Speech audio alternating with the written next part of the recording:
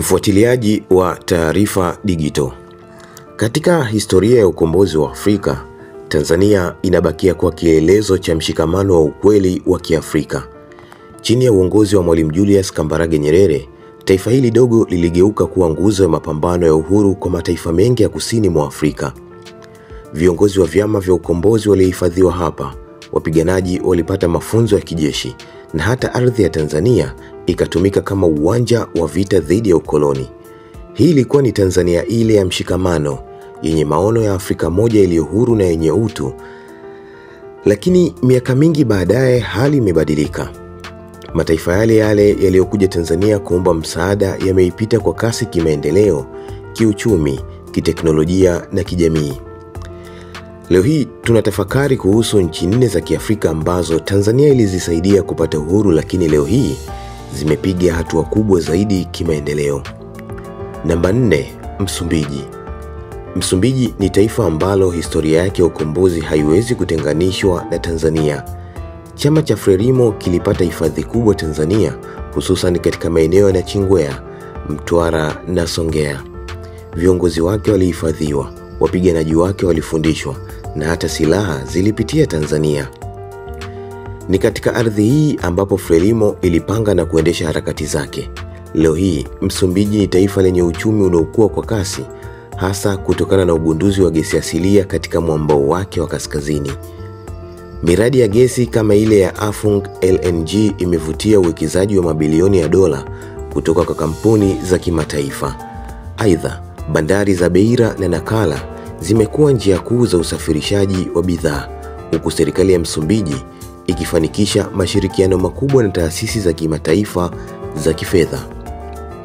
Ingawa Msumbiji iliteseka kwa vita vya wenyewe kwa wenyewe kwa muda mrefu, hatua walizochukua katika mageuzi ya kisera, uwazi katika uwekezaji na usimamizi wa mali asili zimechangia kuwapa kasi ya maendeleo. Msumbiji ni mfano wa taifa lililokuwa na mwanzo mgumu, lakini sasa linaonyesha dalili za kustawi zaidi ya Tanzania. Nchi ya 3 ni Namibia. Namibia ni taifa lingine ambalo lilipitia kipindi kigumu cha ukoloni wa Wajerumani na baadaye wa Afrika Kusini. Tanzania ilikuwa msaada mkubwa kwa chama cha ukombozi cha SWAPO.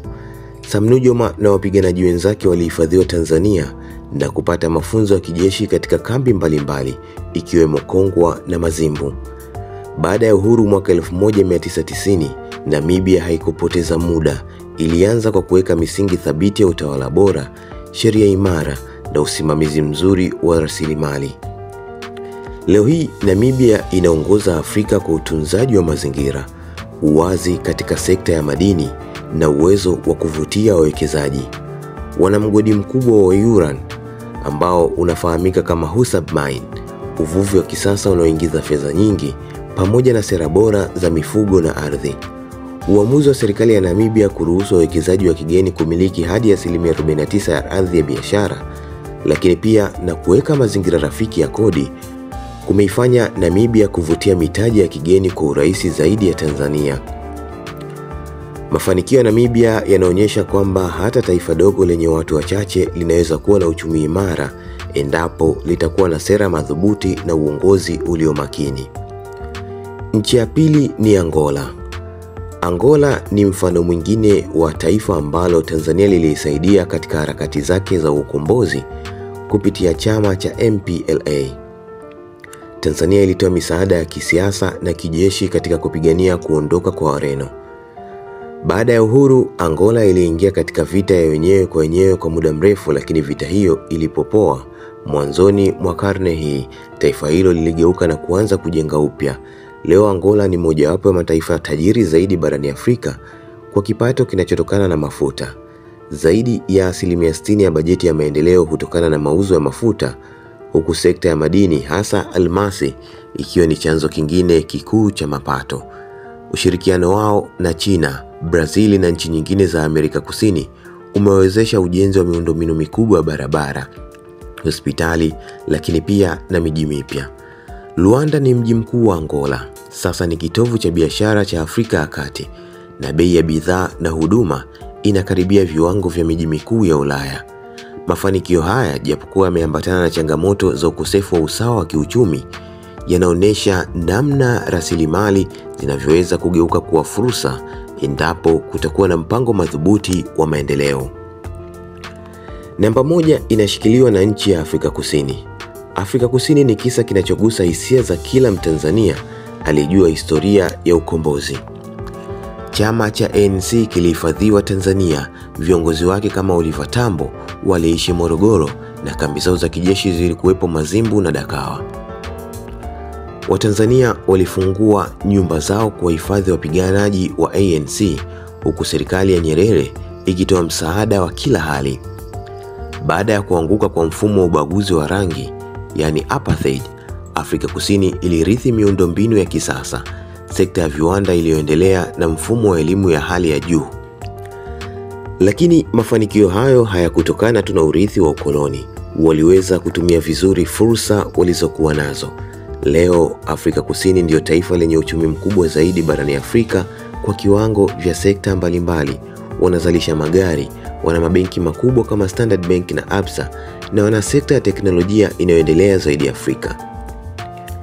Miundombinu yao ya barabara, reli na viwanja vya ndege inaendana na viwango vya kimataifa. Aidha, uwepo wa taasisi za utafiti na vyuo vikuu vinavyotambulika kimataifa kama University of Cape Town na Wits University umewapa nguvu ya maarifa ambayo mataifa mengi ya Afrika bado hayajafikia. Hali hii ya mataifa haya manne kuipita Tanzania kimaendeleo ni changamoto na funzo kwa taifa letu. Tanzania ilitoa roho yake kwa ajili ya ukombozi wa Afrika, ilijitolea mali, maisha ya wananchi na hata kuvumilia mateso kwa ajili ya ndugu zao.